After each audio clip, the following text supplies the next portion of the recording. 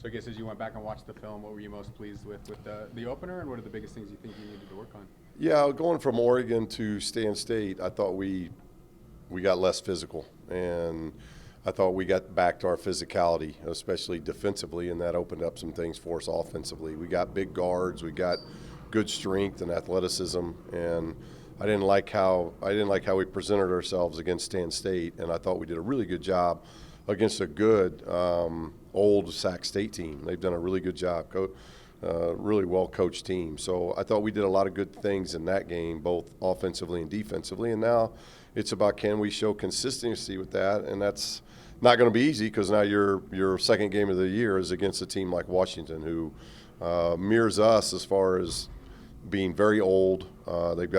In fact, they're older than we are. They got more grad transfers. They're led by Wheeler and Brooks, two Kentucky transfers. So this is going to be an elite, talented team, but they're deep like we are. So it makes for a great matchup, but obviously a difficult test coming this early in the year. Having seen two of their games, what most sticks out about them outside of the experience? Well, Wheeler didn't play, and now he's back, and they play a lot differently, very fast. He's a fast point guard. I think he got 18 and 7 last night. Brooks had 30-some, 34 maybe. He's averaging 27 through a couple games. So it starts with those guys, but they're just so deep with experience. They got good bigs with size, with experience, and their guards are big. They've got good guards combination of guards that are good passers, then a good driver, good shooter, high scorer in Johnson coming off the bench. So they just can beat you in a lot of different ways, and obviously they're going to be comfortable playing at home, and we're going to have to do a lot of good things. Because one of the hopes of non-conference is building up a resume to maybe get in that large bid. I guess how important could this game be in that quest? Yeah, I think it's not the end all, but obviously when you're in the non-league, we were able to do that last year. We were able to get in a really good rhythm. We took care of home. We had all home wins in the non-league, and then we were able to go away. We won 2 out of 3 on neutral sites, I think, and then we got a couple road games under our belt as wins. So. We've got to take advantage of that. We've got a neutral game coming up with Drake in Vegas. We've got the MTE event plus a road trip, a road game with Hawaii. So anytime you're away from home, that building of the resume is going to be big. And we got some more home games this year that we got to do a good job taking care of. How does playing against Oregon in that exhibition kind of help prepare you guys for what you're going to see against Washington? Well, that's why we did it, so we'll find out. But we didn't want to take, without the scrimmage against Oregon, we didn't want Washington to be the first Power 5 experience of the season, because sometimes that can be a bit of a shock just because of body size. And this is a very big team. It's a very physical team, very athletic team. So Oregon presents that. And so hopefully our guys getting that experience at Oregon, getting 50 minutes of that, it's different. That we're not going to have the crowd that you're going to have at Washington and a scrimmage and those type of things, but at least they've seen it. And I really liked how our guys responded at Oregon, much more than I did Stan State. We were not the team that we want to look at. That's not taking anything away from Stan State, but that's not how if we play like that, we're not going to beat very many teams. So I liked what I saw at Oregon. I like what I saw at Sac State. Now hopefully we can go back on the road and perform well again. First road trip, Coach, especially, a lot of guys who haven't done it before. I know you already went to Oregon for that, but now the real deal. What do you lean on? Well, we've got enough experience. So, we've been in these press conferences before where I told you we haven't. That's what was so impressive about last year's team, of what they did, because they hadn't been in a lot of those instances. Not so much whether you're getting experience on the road or home, it's the experience of what winning looks like at a high level. Are you competing for a conference championship? We really had nobody on our roster, nobody that had played any games that were competing for a conference championship. Only Jared had been in postseason, and that was in a COVID year. So it was so much different. That's why I was so impressed with what our guys were able to do last year. Now you fast forward to now, we've got that experience. We've been in part of that. So these guys know. They met, I think, at Jared's last night just to watch the game last night that Washington played in. That's what teams that have experience do. Teams that don't have that experience don't know hey, let's meet and let's watch the game and figure out what maybe the coaches are looking at so that we have a really good practice the next day. And, so those are the things. We've got that experience. So whether we're playing at home or on the road, we can't say we don't have that experience. Now it's about taking the next step. We do have that experience. We got enough guys that have been in these situations now. Now it's about going out and executing.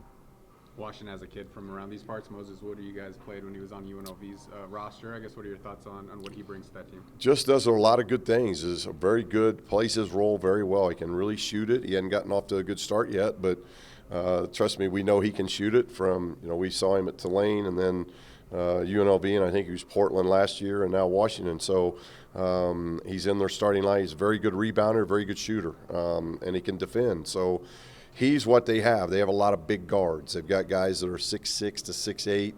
I think they list Brooks at 6'7". He's an Indiana guy. I recruited when I was at UCLA. So if he's not ever been a 6'9", he's close. He is a big, big guard. So other than Wheeler and maybe Johnson coming off the bench, this is a team that's got incredible size. And obviously Wood's one of those guys.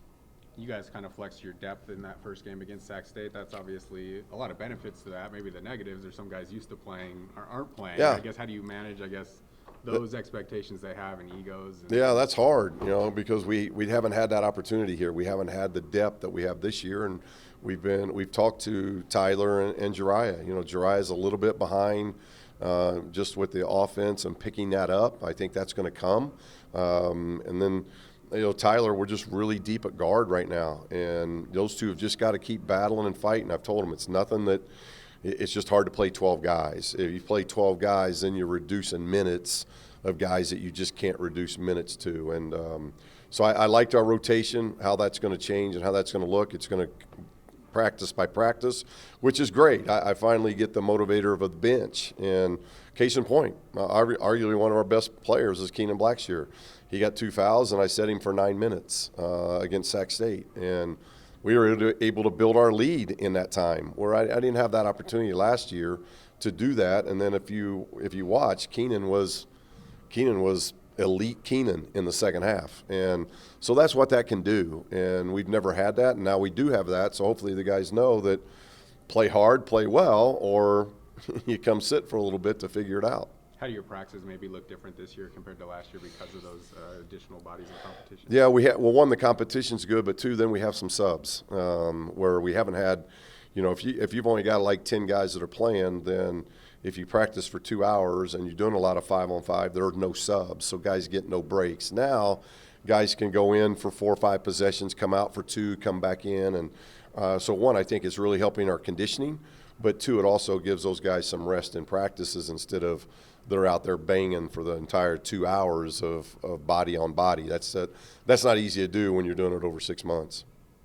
You guys lost a couple of good scorers with Will and Darian. They were your number 3 and 4 scorers. Do you have a feel for who's going to kind of be that third guy behind Jared and Keenan? Yeah, we've talked about that. It's been, if you look at our practices, one week it's this guy, another week it's this guy, and now through just 2 scrimmages and our first game, I don't know if we know that yet. And I don't know if we're like super concerned with that as much as we are if that third guy ends up being 3, 4, 5, 6, 7 guys.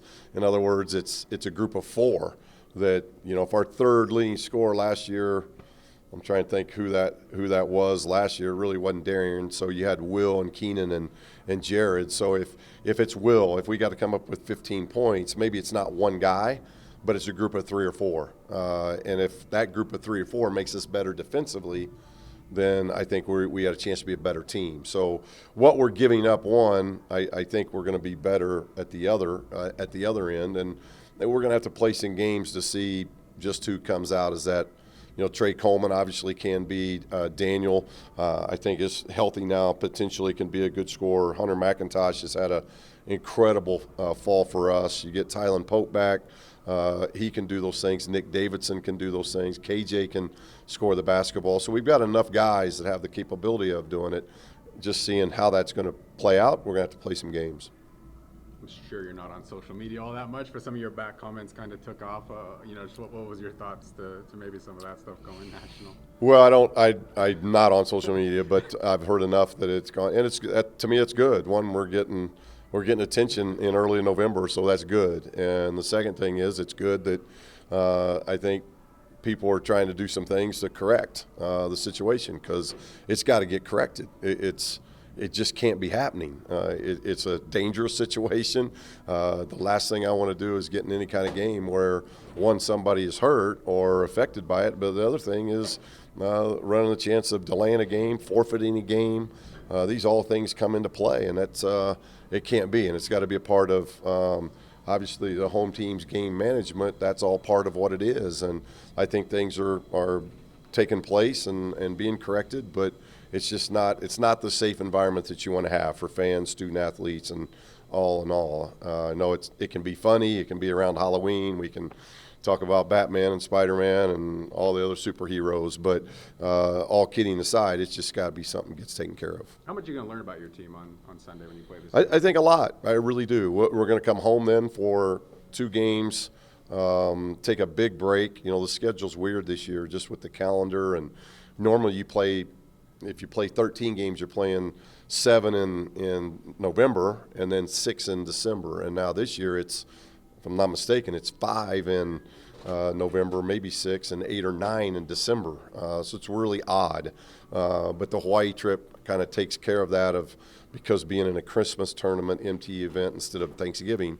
So we got the Thanksgiving break. So we're getting ready to start 3 games in 6 days. And I think not only will I know more about our team after Washington, but after Portland.